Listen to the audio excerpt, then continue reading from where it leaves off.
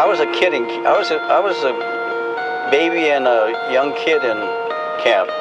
Yeah, as soon as the war broke out, the FBI came and they took some people from San Pedro. They just come to the house and you have to come. They just, we're from FBI and you're one of the suspicious persons. They put him in horse stalls. They took Mr. Nee. People couldn't understand why they had to take him, because he's just innocent, laborer. They put him in assembly areas until they worked out the logistics to transport the people to their final relocation camp. They had assembly center. What they did was they put straw on the floor for bedding. That all the Japanese have to go. Each family had a number, so they had their number on this duffel bag. So they said, well, you have to move out certain days, right? The barracks are like quads. They had 4 sections, so you could have 4 families in a row. There were no rooms. So, oh yeah, it was cramped. And then to get your privacy, we used to put up partitions, sheets. The walls were just boarded with tar paper. I remember my husband said, oh, we're going to stay till last. Then my husband died before they closed the camp, in the camp. He with 4 kids, Gracie was born in camp. While I was there in 3 years, I never went out of camp. Before the war, my father had a mercantile. It was very successful, but when we first got back from camp, it was pretty bad.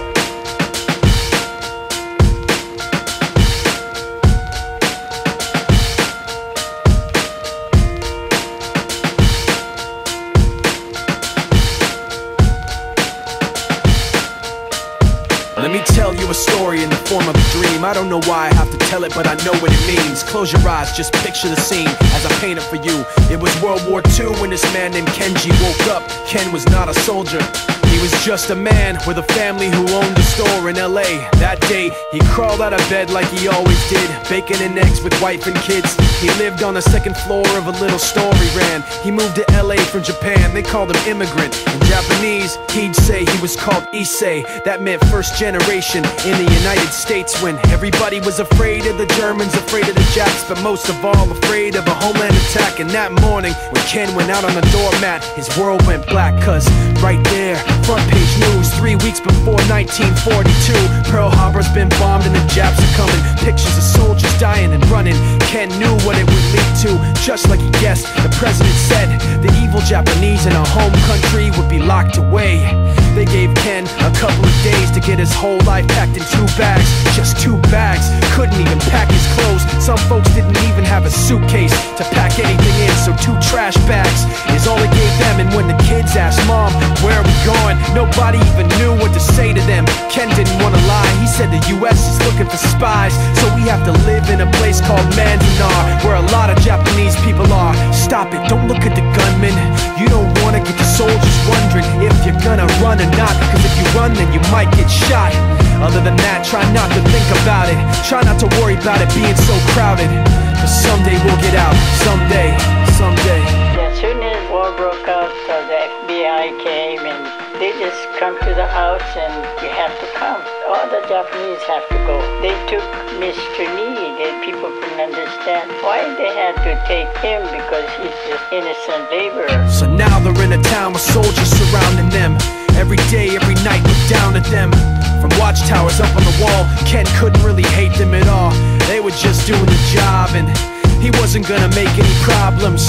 He had a little garden, vegetables and fruits that he gave to the troops in a basket his wife made. But in the back of his mind, he wanted his family's life saved. Prisoners of war in their own damn country, what for? And time passed in the prison town. He wondered if he'd live it down if and when they were free. The only way out was joining the army, and supposedly some men went out for the army, signed on, and ended up flying to Japan with a bomb. That 15-kiloton blast put an end to the war pretty fast. 2 cities were blown to bits. The end of the war came quick, and Ken got out. Big hopes of a normal life, but his his kids and his wife, but then they got back to their home, and what they saw made him feel so alone. These people had trashed every room, smashed in the windows and bashed in the doors, written on the walls and the floor, Jap's not welcome anymore. And Kenji dropped both of his bags at his sides and just stood outside. He looked at his wife without words to say. She looked back at him, wiping tears away, and said, someday we'll be okay, someday. Now the names have been changed, but the story's true. My family was locked up back in '42. My family was there where it was dark and damp, and they called it an internment camp. When we first got back from camp, it was pretty bad. I remember my husband said, oh, we're going to stay till last. Then my husband died before they closed the camp.